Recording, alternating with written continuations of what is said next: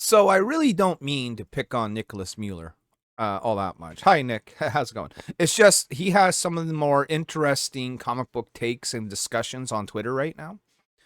Reminds me much of in the way of, say, a Tyler Carpenter. In fact, Tyler Carpenter just launched his book, The Cthulhu Murders. You can go ahead and check that out on Kickstarter. Write me out. But let's have a look at what Nick is saying here today, and we'll give our 2 cents into all this. See if we can't figure this out. So, Nicholas says, has the Western comic reader base shrunk? Mainstream. A majority of my attention and reading is focused on manga and indies. I can't help but feel I'm not the only one. I am out of the loop and seeing this wrong. What about you? What are you reading mostly? Okay. So, here's a question I would like to ask. And I'll probably post this on Twitter. If you were not an indie comic book creator yourself, would you be reading other indie books? In other words, are you reading them because your peers and your network, is making indie comics, so therefore you are sort of sucked in, or do you actually really go out of your way, even if you weren't creating them, to find indie books, or would you just be at that point purely reading manga? I think that's probably the more important question. Like, are the indie creators themselves the ones that are keeping the indie business alive? That's a question. Let's see here. Mrs. H probably worded it better than me, but got me thinking further. Has floppies ran their course? She has some excellent points and has got me thinking more. So let's see what she says. Yes, I know there are more people seeking entertainment in comic form, but floppy comic book audiences have changed where and what they buy because many comic book shops are no longer kid friendly. I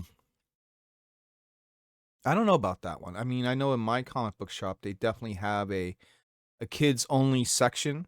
It's an entire shelf with all ages books. I know in the back issue bins they even have a certain section that is accessible for kids. That is kids only. But I think a lot of comic books do, garner towards a YA audience and up. I think that's fair to say.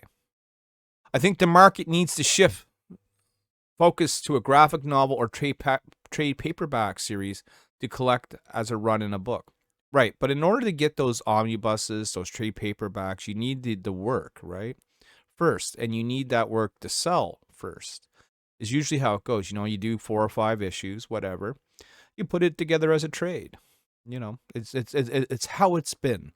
If you were to skip the floppies and just start making trades, I don't know monetarily it'd be worth it for the artists involved, because while they're still getting their page rate, if that trade doesn't sell all that great, that's the end of that. Kobayashi Maru, it's all over. Opposite Hedgehog here says, I say start pushing anthology magazines like what the Golden Age comics did and what manga is doing with an affordable price, and put them in stores instead of comic book shops allows a slow growth of sales if placed it right. I know it's a hot take, but comic shops need to go. And there's the name of our video right there. Do comic book shops need to go? I think that's the ultimate question. I would say no, because if they do go, where the hell are you going to buy comic books, right? I mean, that's sort of the big thing right now, is that I think the comic book shops are, sort of the last hurrah. They're the ones that are keeping this industry barely afloat.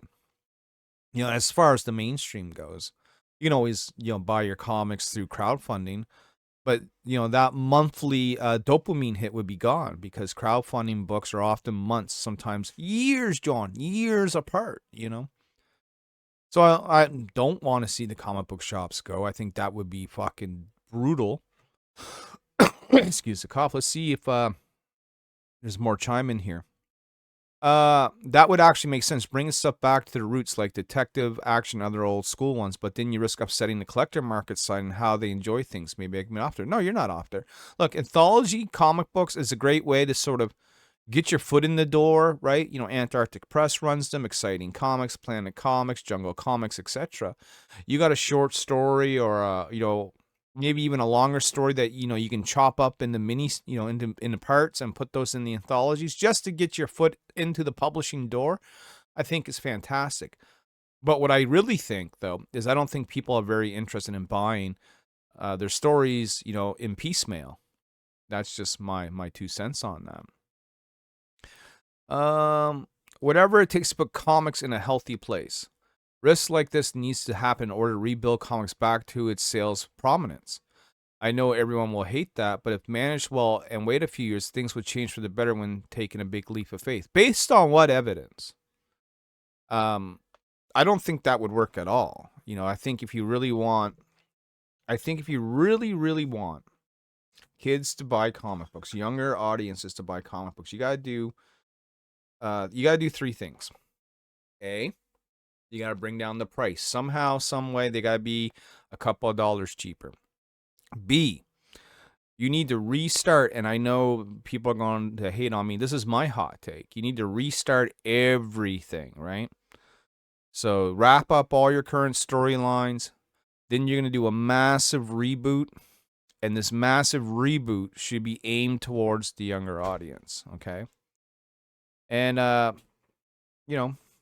number 3 is you need better distribution and better stories, right? So lower price point, a great, reboot so that all the kids that complain they don't know where to start now have a place to start. And, let's get these things circulated a little bit better. Some of those were repackaged older stories, some with newer stories. My issue is, this is Nick now. My issue with those is that my issue with those is there were in a terrible and out of place spot and terribly stocked. Great idea, but the distributor did them a disservice.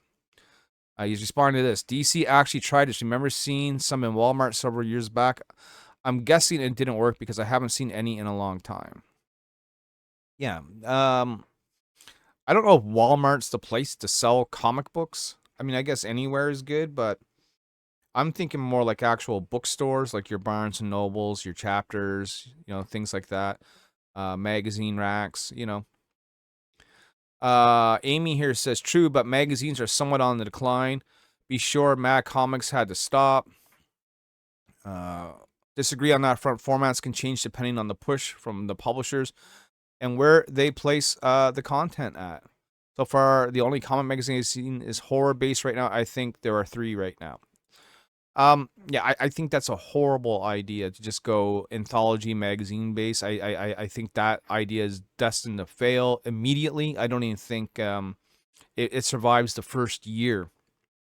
Okay. What you have, the challenge is getting new young readers to carry the business forward.